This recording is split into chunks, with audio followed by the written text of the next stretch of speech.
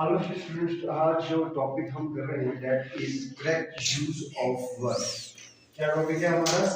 Correct use of verb. आपके paper में जो 9th क्लास का पेपर है उसमें इसके अच्छे भले मार्क्स हैं, ठीक है? तो वो सारे मार्क्स को गेन कैसे? कुछ रूल्स हैं हमारे पास। रूल्स को लिखकर हम इसके बाद जो हमारा काम होगा वो क्या है कि हमने एग्जांपल्स के साथ इसको फिट करना है। अभी सबसे पहले देखिए आप, हमारे पास पहला जो रूल है वो हमारे पास क्या है कि अगर किसी स्टेटमेंट में हमारे पास इंग्लिश की एक लाइन है जिसके अंदर हमारे पास ये वर्ड्स हो, कौन कौन से वो वर्ड्स हो सकते हैं?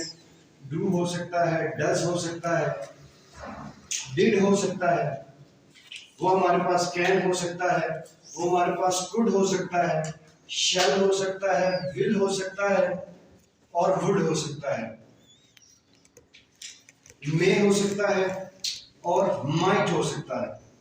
ये वर्ड्स जब भी आपके पास एक स्टेटमेंट के अंदर होंगे then what you have to do, you have to put first form of verb.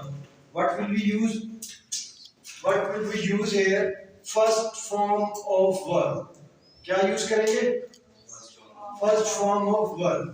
Just like example, does she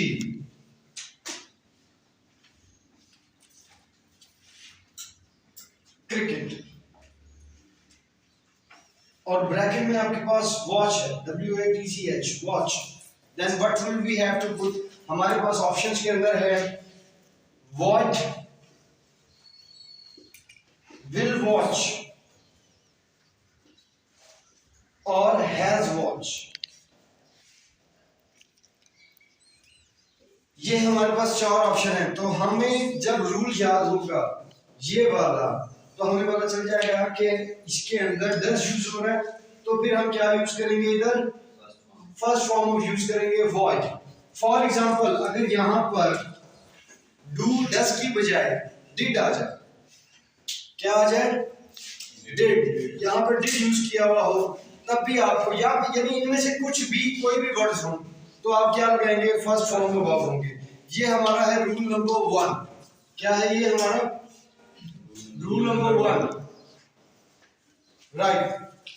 second, हमेशा याद रखें कि ये कुछ वर्ड्स हैं, जब हम इन वर्ड्स को दूसरे रूल नंबर 2 में देखते हैं, रूल नंबर 2 में देखते हैं कि हमारे पास जब इनमें से कोई वर्ड होगा, जैसे कि हैज आपके पास हो, हैव हो और हैड हो।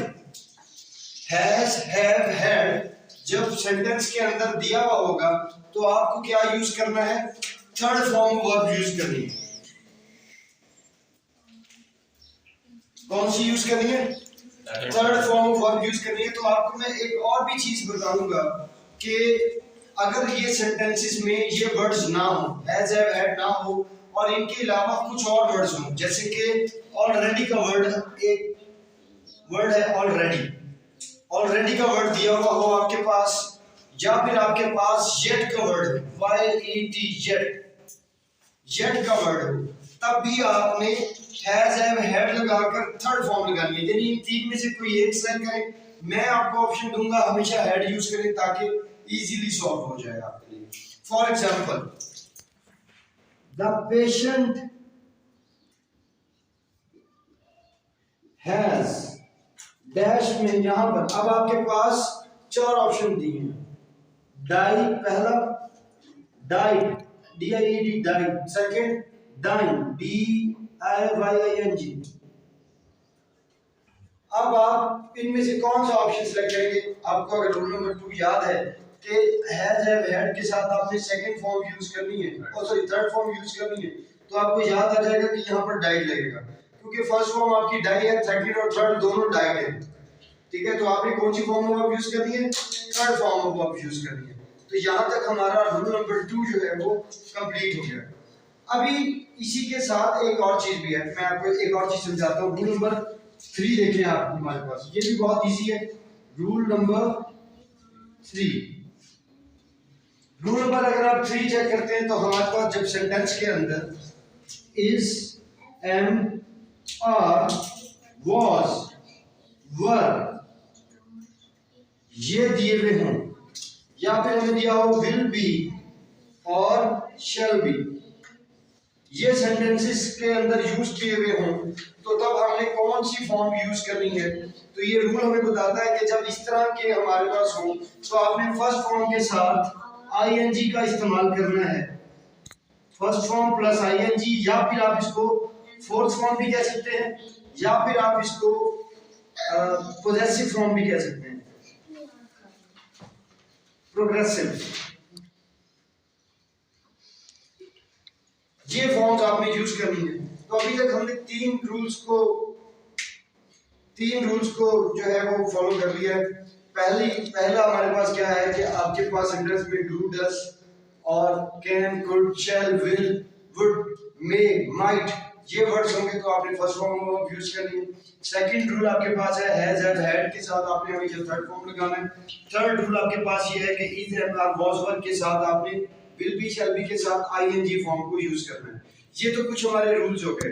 अब इसके अलावा जो हमने पैसिव वॉइस के अंदर कुछ सेंटेंसेस ऐसे होते हैं जो करेक्ट फॉर्म वर्ब में पैसिव वॉइस के अंदर आ जाते हैं, पैसिव वॉइस में उनको कन्वर्ट ऑलरेडी कन्वर्टेड होते हैं। जैसे कि मैं अभी एक एग्जांपल देता हूं, she dash a song, she dash a song, हम यहां पर लगाते हैं she is singing a song, for example है ये, ठीक है।